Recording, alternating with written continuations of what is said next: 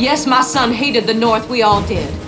How can a Southerner feel anything but bitterness towards your side? But my son did not conspire to kill your president. He conspired to kidnap him. A conspiracy to murder Abraham Lincoln and the little-known story of the woman who was tried for that crime before a military tribunal.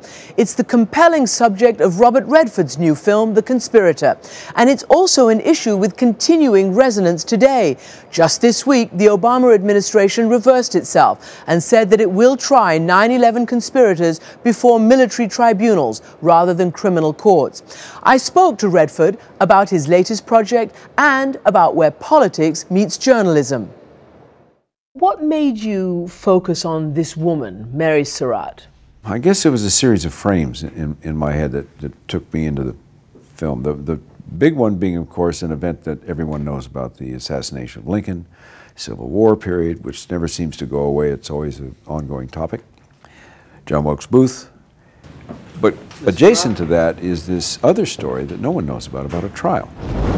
And the fact that this woman who ran a boarding house was tried and put to death in a military tribunal, which should have been a civic trial, is the second frame. So the trial itself and the matter of justice and the law and the Constitution, that's the second frame inside the bigger one. Every witness I wish to call has either been turned by jail or the threat of it. That's enough. There is no limit to how far the prosecution is willing to go. The film premieres this week as debate rages over the decision to try September 11th conspirators in military tribunals instead of civilian courts. I'm a little wary about talking about the parallels because it could look like they were invented by me. They weren't. They're a matter of historical record. But the parallels, which have been capped this week by Eric Holder, and you could tell he wasn't happy about the decision to move to a military tribunal, which should, in a lot of people's opinion, a civic trial. Members of Congress have intervened and imposed restrictions blocking the administration from bringing any Guantanamo detainees to trial in the United States. The Constitution is always kind of at stake, and messing around with the Constitution has been going on ever since this time of Lincoln. And in the classic Washington drama, All the President's Men, again it was the story behind the story that attracted Redford. I was just kind of wondering why your name and phone number were in the address books of two of the men arrested at Watergate. Good God. It was about the journalists and about holding power to account. That's right, that's right. How much can you tell me about Deep Throat? How much do you need to know? Do you think the journalists hold the powerful to account enough today? I don't know. I think the system has changed so drastically because of the internet. That film was made at a high point in journalistic history, and I was proud of that. I felt honored to be able to depict a time when journalism was at its highest. Run that baby. And it had ethics that had to adhere to. What did you admire about Woodward and Bernstein, who you shadowed for a long time and you played Woodward? So I'm not looking for a fight. I'm not looking for a fight either. I'm just aware of the fact that you've only been here 9 months. What does that got to do with it? Well, I've been in the business since I'm 16. What attracted me there was, here were two guys. One guy is a Jew, the other guy's a WASP. One guy is a Republican, the other guy's a radical liberal.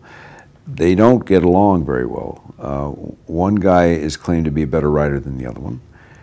They don't particularly like each other, but they have to work together. And that got me. I said, that chemistry, that alchemy really fascinates me. What was it like? What was it like to do what they did that no one was watching? From this great state of California, Bill McKay! You made the candidate about a sort of Bobby Kennedy-esque candidate. I felt that the political system was producing candidates that were more by cosmetic rather than substance. Oh, tie. Come on, let's change ties.